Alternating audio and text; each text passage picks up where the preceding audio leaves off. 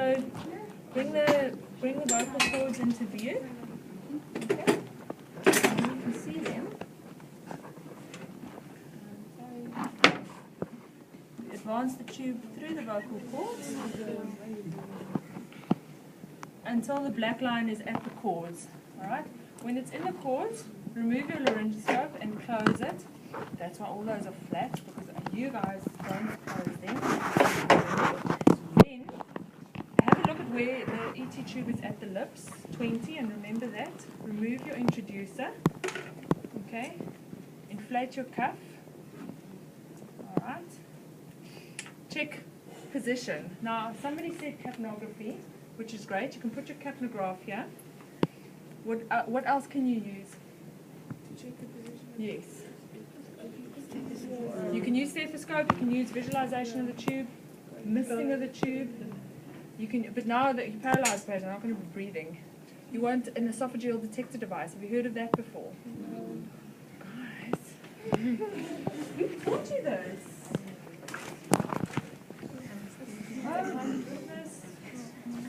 Oh my goodness. You see, they don't really use them that often. I'm going to find one. It's like a little blue bulb. There we go.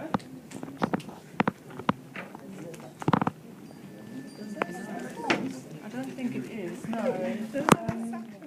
No, but it looks like this. Okay, so I'm just going to pretend now. It looks very much like this. The hole is just smaller. So what you do is you depress it. All right. Put it on the end of the tube, and if it's in the lungs, it'll reinflate because air will come back. All right. If you inadvertently intubated the esophagus, if I put it on there and it starts sucking back, it's actually just going to suck the esophagus against it, and it's just going to stay like this. All right. So that's another way of confirming.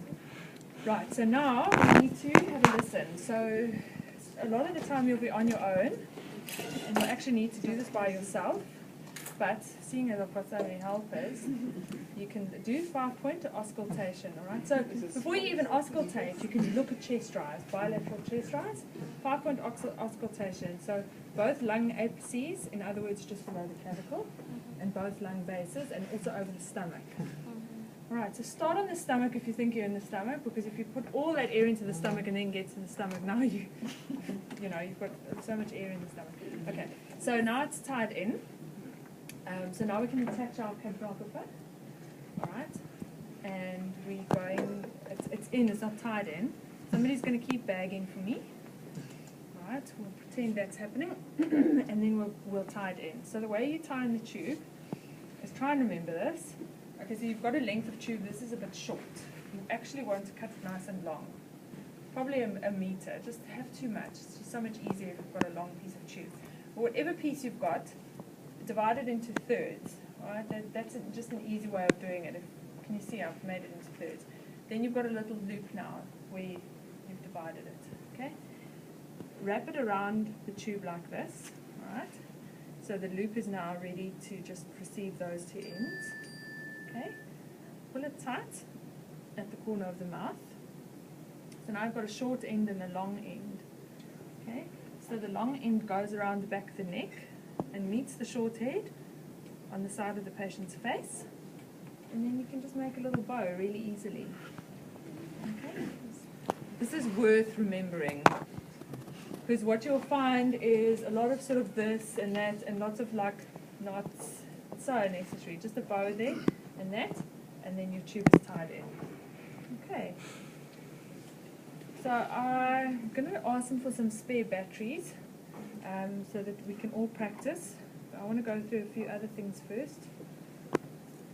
So, how to use the bougie. Alright, so the introducer didn't help, because when you got down to the cords, they were so swollen that, and you couldn't really see them very well. You could only see the very bottom. You think you can see them. This is such a nice piece of equipment. In fact, I actually just start with it every time. I don't wait until I sickle, because it makes intubation so easy. What you actually do is you actually intubate with this. So you put it in.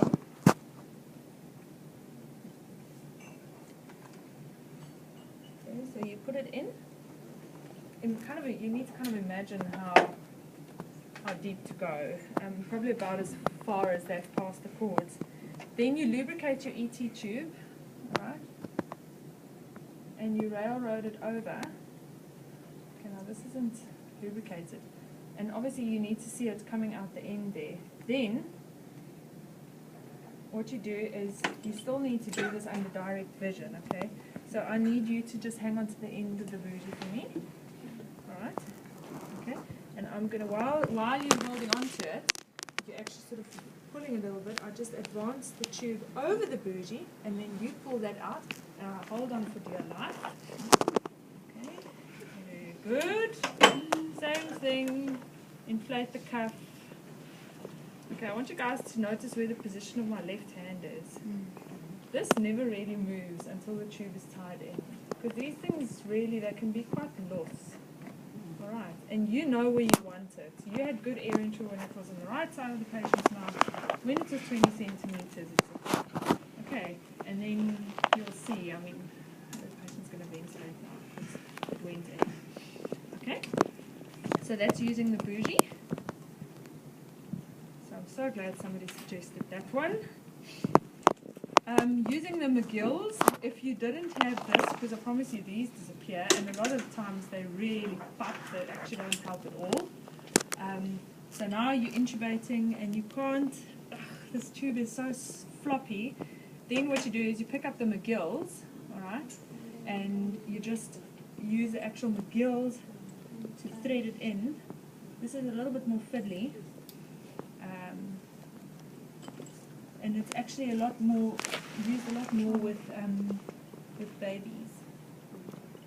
Okay, so I'm not actually going to, I think we're in there, but anyway. So, I mean, I just want to show you the technique of using the McGills.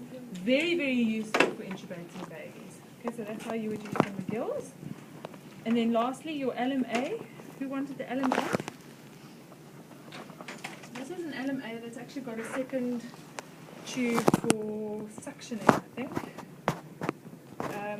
So LMAs have,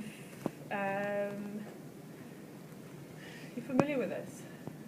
Alright, so this one's got a port, so this is obviously going to be in the patient's esophagus, aiming into the patient's esophagus. So it's got a port where you can suctionize, and if they vomit, it's going to come up there, and then you intubate through this side. You want to lubricate it. It's got a bulb, that's the thing that you forgot. You need a large syringe. In fact, we'll just use this one. Can I actually do one? But the point is, the sizes go from 1 to 5. A 1 is for a baby less than 5 kilograms. A 5 is for an adult. So maybe a 4 for a smallish female adult, 5 for a regular adult. And the amount of air you put in the cuff is, if it's a 5, it's 40 moles. If it's a 4, it's 30 moles. And you're going to forget that, and so you can just read the side of the tube. Alright? I mean, it's actually not a difficult formula to forget, but it doesn't matter because it is actually written on the side of the tube. Okay, so this one had 30 moles in it. You deflate it, and you hold it like a pencil, alright, so that the opening is facing anteriorly where the larynx is. And if you want to be a good doctor, then you could just sort of hold the tongue in place, slide it down the hard palate. Oh, this thing is very floppy. Okay, so just shove it in, and that's actually what you do with a laryngoscope.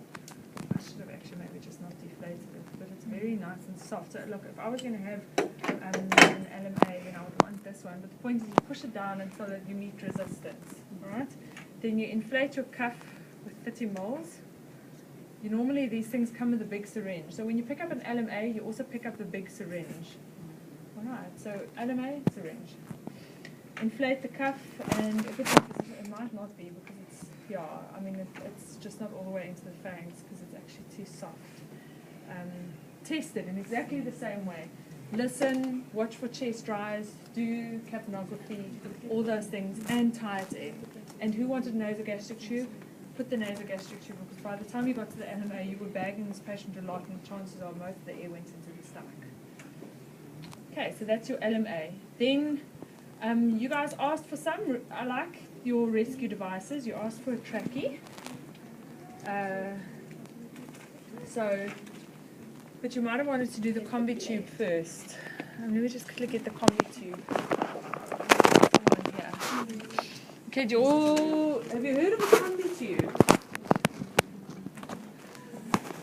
Combi tube is,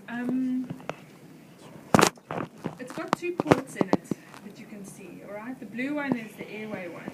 So if this was an ET tube, then you would ventilate through the blue tube, alright?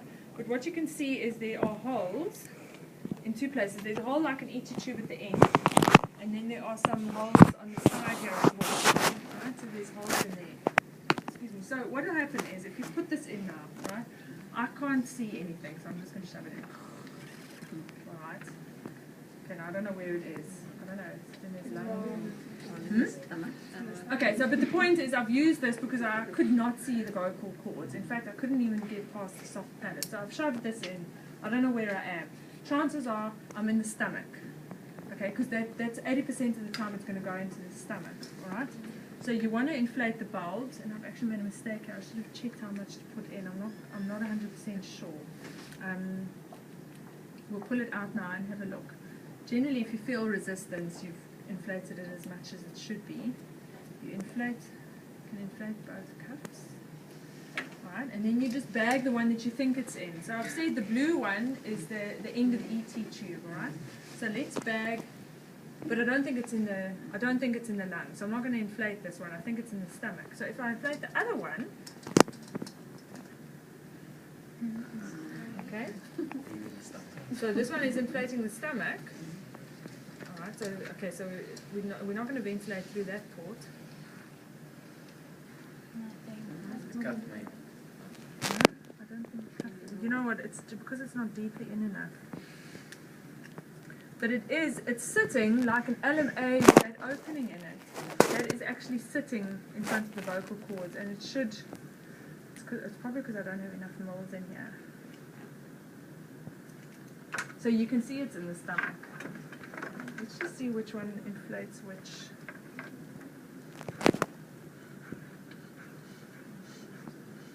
Yeah, so this one should inflate the lungs if it's okay. So this one, I told you the wrong thing. This tube normally goes into the stomach because that's just where it normally goes. All right. So because that would be where it normally is, if you inflate the blue port, the air comes out the side and it's going to go into the lung. All right. So, and then if that's the case, if it is in the stomach, then you inflate both bulbs and you'll end up just ventilating through the side port here. Okay, and then this one will just be like a nasogastric tube next to it. I can't get it in deep enough. Let's see if we can advance it a little bit further so that you see how to use it properly. Try and get it into the stomach.